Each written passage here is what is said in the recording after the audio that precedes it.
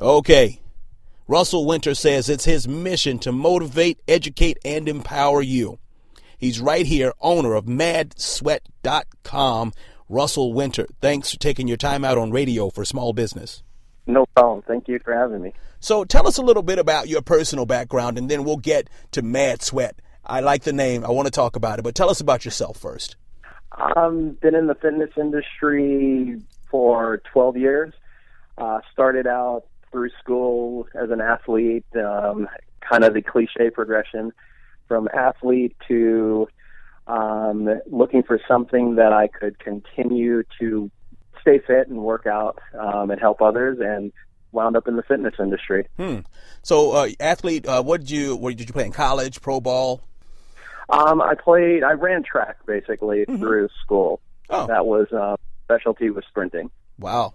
Okay, I got to tell you, Russell, I mean, I've seen the sprinters practice, and you guys run like crazy. How fit do you have to be in order to even think about being in that in that business? You know, for a runner, you're always doing something, whether it's in the weight room or running laps or doing sprints to specialize in certain events. But you're constantly in motion. Wow. So eventually you start up MadSweat.com. How long have you guys been going now? Mad Sweat has been in business for 6 years now. Crystal, my partner and wife, started out training in a local club here in Arizona. We both were fitness directors, so we ran training departments. And you get to that point where you get tired of working for someone else and make the jump to doing it yourself. Oh, I gotcha. So I got to say, I heard you say, Crystal, is that the missus? That is. Okay, so how do we split it? 80-20 her way? Is that right? I'm just kidding, man. You're giving me way too much. Hey, I understand, man. I work with my wife as well. She says working with me is like working with Mr. from The Color Purple. So, I mean, if you guys are making it work, I definitely congratulate you. So, you got tired of working for other people. Did the Eureka Moment hit both of you at the same time, or did one of you have to convince the other that ownership was the way to go? No, I think we both, coming from the corporate fitness side, working 13, 14-hour days, it was just time to take time for family. And working for ourselves, we have a more flexible schedule. We can do a lot more things. So it's worked out great for us. Wow. And I like when you say you have a more flexible schedule, you've got time for family. A lot of people in corporate America believe that they must be working 80 hours a week or they're not accomplishing anything. How do you, while running your business, not only be profitable, but how do you make sure you still have that time for the things that are important? You just, knowing this industry, you have your morning people and you have your PM hours that people want to come in. So with that being said, we know to schedule things around our slower times. So we have more time together. And if one of us has a busy schedule, the other is at home with our son and vice versa. So it gives us a lot more time with him, and then scheduling time off, vacations, things like that. It's your own schedule, so it's really flexible. I gotcha. So after being working for someone else for so many years, when it came time to take that first vacation, so to speak, did you have to get used to the fact that you didn't have to ask anybody for it? No, it was actually quite liberating. Didn't take any time at all, right? It's like, hey, I want to get off. No, go, right? No, I was the classic workaholic that when I worked for the gym, had my own training staff, and would go on vacation and always call in to get numbers and see how things were going. But as soon as I started working for myself, I actually was able to disconnect and just do vacation. Wow.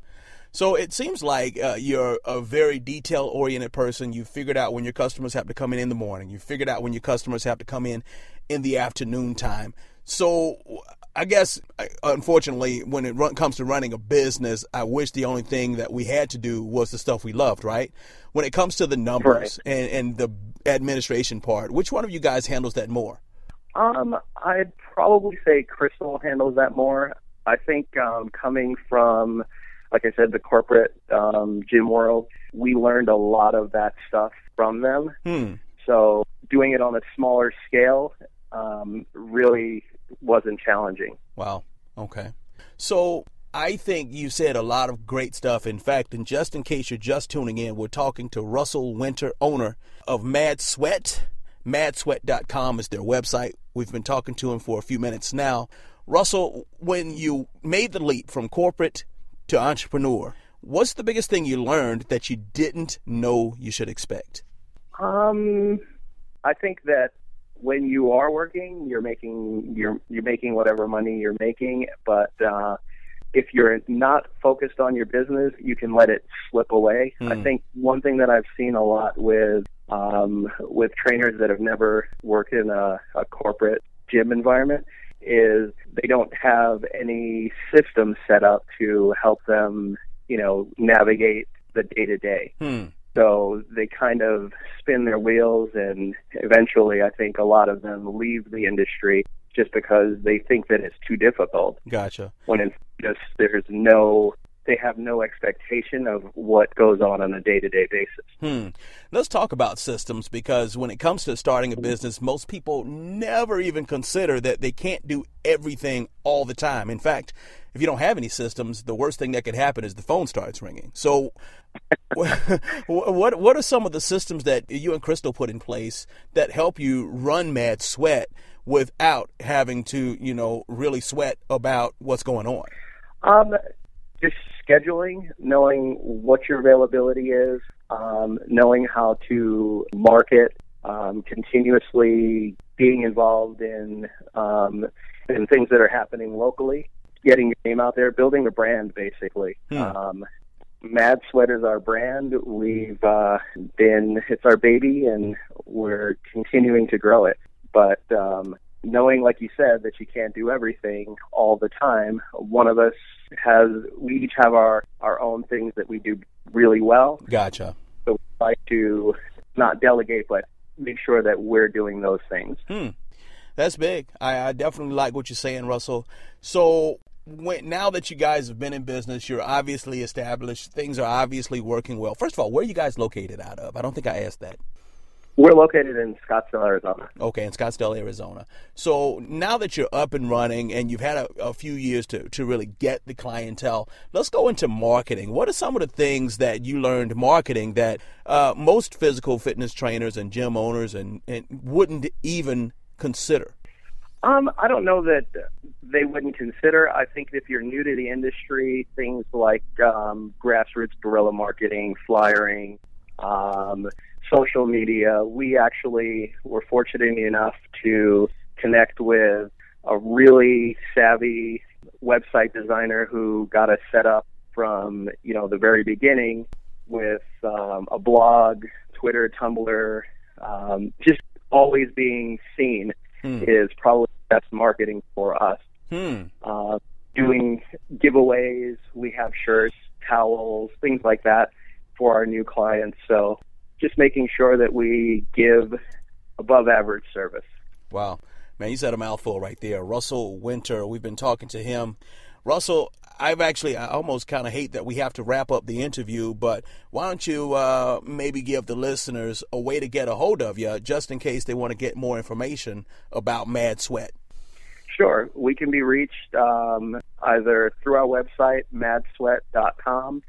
Check us out on Facebook and Twitter. Our handles are all Mad Sweat, so we're pretty easy to find. And you can always call us at 480-495-6980. That is the best way to get a hold of us. Awesome. Russell Wynter, co-owner of Mad Sweat, madsweat.com. Thanks for taking your time out on Radio for Small Business. All right. Thank you.